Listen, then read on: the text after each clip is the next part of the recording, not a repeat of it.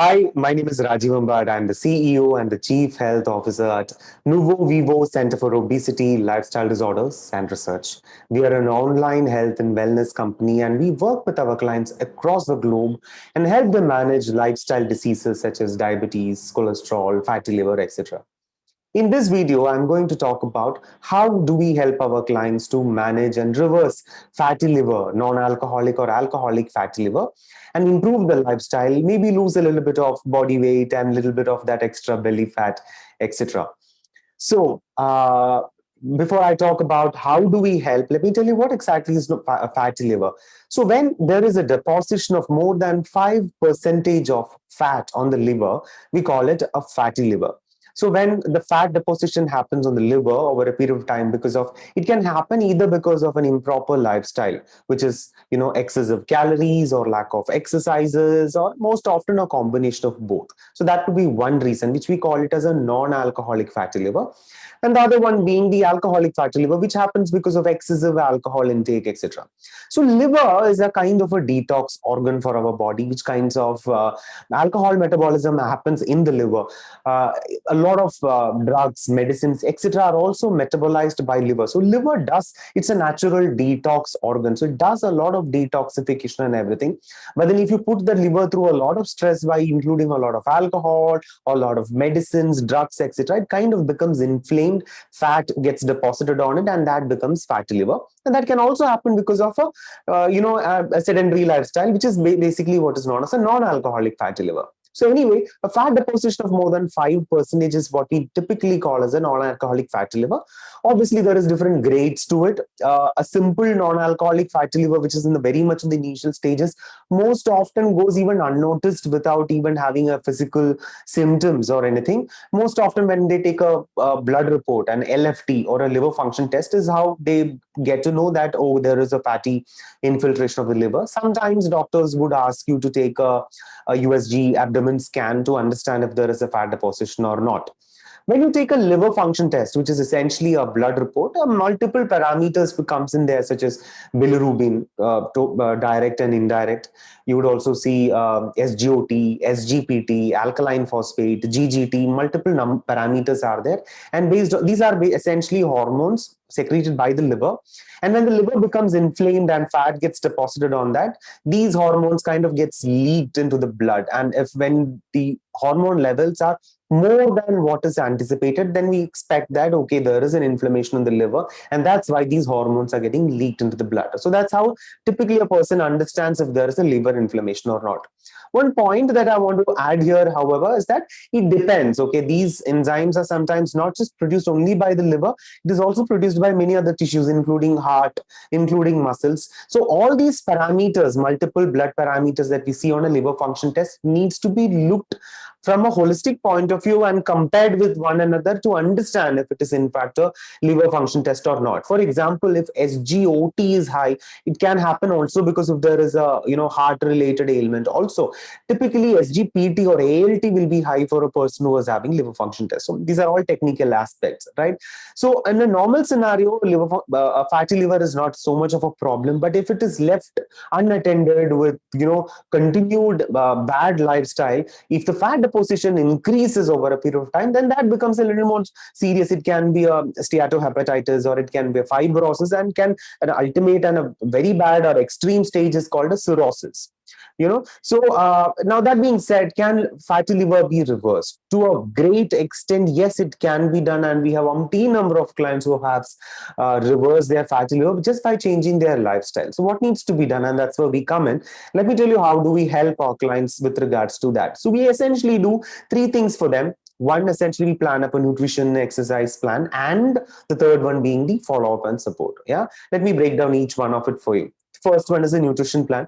So based on every person's eating habits, lifestyle, cultural requirements, cultural eating habits, etc., do likes and all these details are taken into consideration, and we come up with a diet plan. We essentially structure calories, protein, fat, carbohydrates, etc., depending upon if the person is vegetarian, non-vegetarian. All those details are taken, and then we give a diet plan.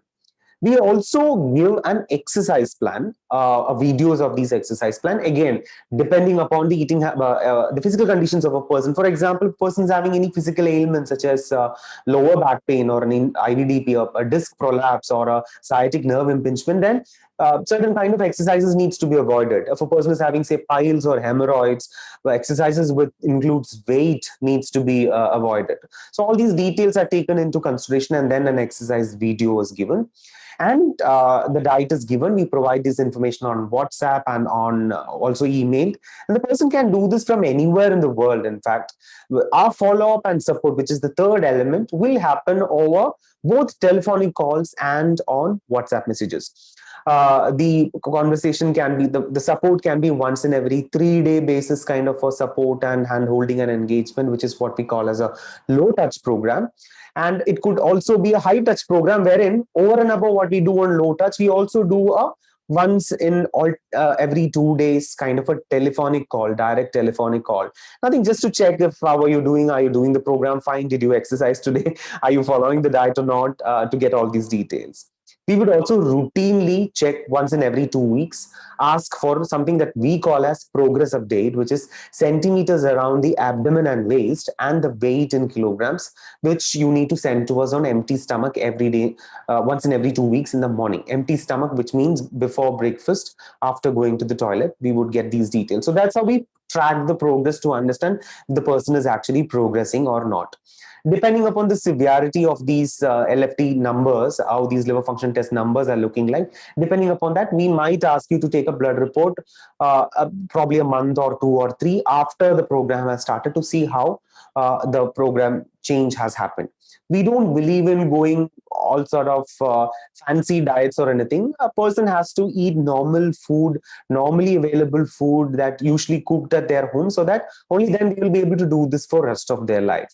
So my point being, sustainability is a very important aspect of doing anything, any lifestyle change for a long term. If you can't do it for rest of your life, then there's no point in doing it. It's not, should not be a 3-month gimmick of wanting to lose some fat and lose some weight of sorts, you know.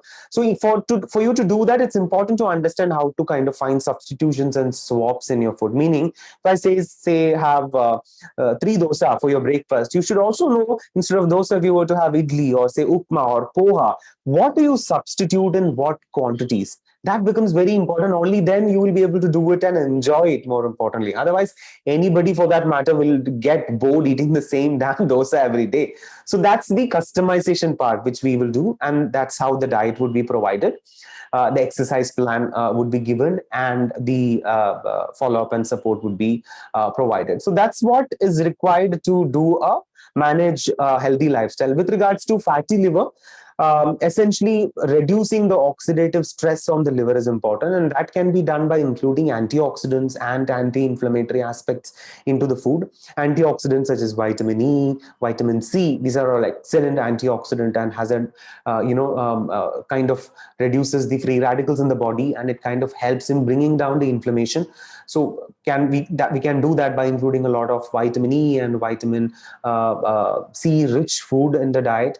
And obviously, depending upon the goal, we also might have to stay on a calorie deficit, but with the right amount of protein, fat, and carbohydrates. Skipping dinner and having a veg salad is not the right way of losing weight or managing these kind of physical or lifestyle conditions. It needs to be done in a balanced manner to do it for the rest of your life, and also to do it in a healthy manner. After all, when we kind of lose weight, we also need to reverse our age, right? We also need to look younger. That's what we do. And all these good things in life are actually simple and pretty easy to follow. You just need a little bit of patience and a scientific approach, and a lot of hand holding and support. And that's what we do for all our clients. And we hope to see you to give you all that necessary hand holding and support to this program. Take care.